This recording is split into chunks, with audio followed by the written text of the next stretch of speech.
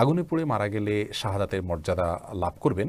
নবী করিম সাল্লাল্লাহু আলাইহি ওয়াসাল্লাম বিভিন্ন হাদিসে শাহাদাতের মর্যাদা লাভ করবে এরকম ব্যক্তিদের প্রকার উল্লেখ করা আছে। কোনো কোনো হাদিসে আসছে যে শাহিদু খামসুন, 5 ব্যক্তি শাহাদাতের মর্যাদা লাভ করবে। এর ভিতরে নবী করিম সাল্লাল্লাহু আলাইহি ওয়াসাল্লাম বলেছেন যিনি আগুনে পুড়ে মারা যান তার কথা। তেমনিভাবে পানিতে ডুবে মারা যান, কোনো কিছু নিচে চাপা পড়ে মারা যান, এই ব্যক্তিকে নবী করিম সাল্লাল্লাহু আলাইহি ওয়াসাল্লাম শহীদের মর্যাদা পাবেন বলে বলেছেন। পেটের পীড়া মারা গেছেন তাদের জন্য বলেছেন। আবু দাউদের একটা হাদিসে আসছে ওয়াসাহিবুল হারিকি শহীদ, যে ব্যক্তি আগুনে পুড়ে মারা গেলেন তিনি শহীদ হবেন, অর্থাৎ শহীদের মর্যাদা পাবেন। তবে এই শহীদ আল্লাহর রাস্তায় নিজের জীবন বিলিয়ে যিনি শহীদ হয়েছেন আল্লাহর দ্বীনকে বুলন্দ করবার জন্য, তার সমপর্যায়ের শহীদ হবেন না। তিনি হবেন শহীদে হাকিকি বা প্রকৃত অর্থে এবং সার্বিক বিচারে শহীদ। আর এভাবে যারা মৃত্যুবরণ করেন তারা হলেন হুকমান শহীদ, অর্থাৎ বিধানগতভাবে তাদেরকে শহীদ বলা হবে।